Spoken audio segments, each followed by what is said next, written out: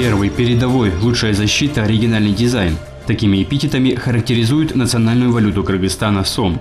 Первый, потому что наша страна опередила другие государства бывшего Советского Союза и ввела свои собственные деньги. Сейчас сомы – одни из самых сложных для подделки банкнот в СНГ. Кроме того, сом имеет наиболее низкий совокупный уровень инфляции за весь постсоветский период. То есть наша валюта обесценивается медленнее, чем, к примеру, в Казахстане или Украине.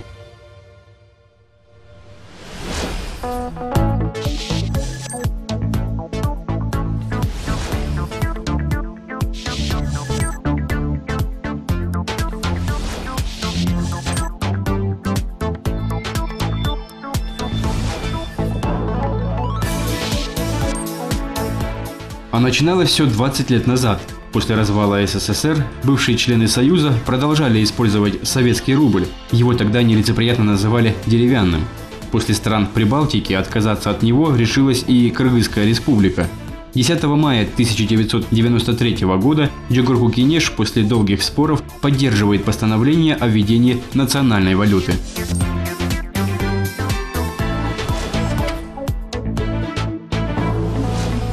Россия, Центральный банк штампует рубли, мы бегаем, значит, в Москву, просим эти рубли, и на эти рубли мы покупаем в России различные товары, да? И эмиссия страшная, инфляция страшная. Месячная инфляция в 1992 году месячная инфляция составила 40-46%. Месячная. А в годовом мы были предпоследним среди союзных республик.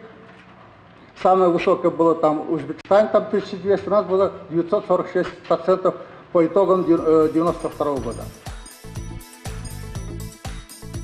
Самая первая серия сома вводилась в обращение крайне оперативно. По тогдашнему курсу один сом равнялся 200 советским рублям. В 1993 году прошлого века это был очень хороший курс. Первая серия сома – это бумажная мелочь. Красный 1 тыин, зеленый 10 тыинов и синий 50. Еще был один сом с манасом, пятерка и самая крупная купюра в 1993 году – 20 сомов. Причем на тех банкнотах отсутствовало обозначение года выпуска. Бумага не отличалась высоким качеством, как сейчас. Все это объяснялось спешкой, с которой вводилась национальная валюта. И немаловажным в тот момент было и то, что сом позволил урегулировать те процессы, негативные процессы, которые в тот момент складывались в экономике, когда невозможно было оплатить своевременно заработную плату, выдать пенсии, пособия. Введение собственной валюты позволило эти процессы приостановить и впоследствии ликвидировать. Реакция соседей последовала незамедлительно и была резко отрицательной. Наша страна тогда оказалась в экономической блокаде. Все страны СНГ требовали проведения оплаты только в свободно конвертируемой валюте. Необходимо было как можно скорее завершить все этапы введения сома. Когда мы вводили национальную валюту, у нас резервы Центрального банка в тот момент Кыргызстана были 18 миллионов долларов. И сейчас подумайте, да, 18 миллионов долларов и вводит национальную валюту. Ну, как это можно быть так? И вот посмотрите теперь с резервами, которые сейчас у нас есть. 2 миллиарда. Первый выпуск сомов считался временным. Уже через год начала вводиться вторая серия банкнот. Она была значительно лучше защищена от подделок. Дизайн стал разнообразнее. На купюрах появились портреты известных исторических личностей нашего государства. Дополнительно вводятся банкноты достоинством в 10, 50 и 100 сомов. Эта вторая серия просуществовала до 2002 года. В соответствии с мировой практикой мы меняем банкноты 7-10 лет. Вот почему это сложилось?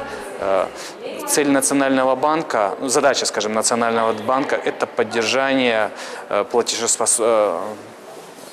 работоспособности платежной системы. Поэтому одно из, как поддерживать, это борьба с фальшивомонетничеством. Вот борьба с фальшивомонетничеством, чтобы фальшивомонетчики не привыкли к новым банкнотам и не отработали свои технологии, это как раз по требованию Интерпола, это 7-10 лет. Третья серия вышла в 1997 году. Дизайн купюр снова претерпел изменения. В 2000 году добавились новые банкноты в 200, 500 и 1000 сомов. Они циркулировали в стране параллельно с предыдущими сериями кыргызского сома. Кардинальные изменения четвертой серии были то, что, во-первых, портреты уменьшены размеры, первое. Второе, портреты мы расположили с другой стороны, то есть если были на третьей серии с правой стороны, то теперь с левой стороны. И сделали оригинальный портрет. Весь портрет сделан из имени и фамилии. То есть мелко-мелко написано, то есть первыми в мире, но я думаю, что получилось неплохо. В последней, четвертой серии устранены бумажные банкноты мелкого номинала от 1 до 10 сомов. Вместо них вводятся монеты. Многие купюры сильно изменились внешне, например, 500 сомов стали фиолетовыми вместо розового. Введена самая крупная банкнота в Кыргызстане на сегодняшний день – 5000 сомов. Эта банкнота и другие получили высокую оценку экспертов на международном конкурсе. Оценивали купюры, значит, примерно одинаково, значит, по стоимости близкой. Значит, это $50, 50 евро, 1000 сом наши новые и 1000 рублей. В общем, мы заняли второе место. То есть первое – это рубли, второе – наши сомы, потом евро, потом доллары. То есть доллар на последнем месте по защите и среди этих 4 купюр был. Купюры, даже самые новые и современные, имеют ограниченный срок использования. Они быстро изнашиваются. В среднем в мире одна банкнота служит от 1 года до 3 лет. В нашей стране всего 8 месяцев. Сказывается небрежное отношение к банкнотам. Деньги пачкаются, рвутся в местах изгиба. Порой сложно определить подлинность ветхих изношенных денег, поэтому Национальный банк постоянно изымает их из обращения и уничтожает. Чтобы продлить жизнь денег, а значит сэкономить средства государства, есть простые рекомендации. Хранить бумажные купюры лучше всего в кошельке в развернутом виде.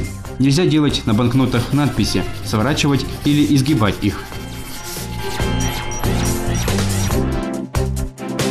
Если по каким-либо причинам купюры все же повреждены, их можно обменять в учреждениях Национального банка. При сохранности от 51 до 80% площади денежного знака его можно поменять на равноценную банкноту без потерь или доплат. Если сохранилась ровно половина купюры, то взамен удастся получить только половину номинальной стоимости.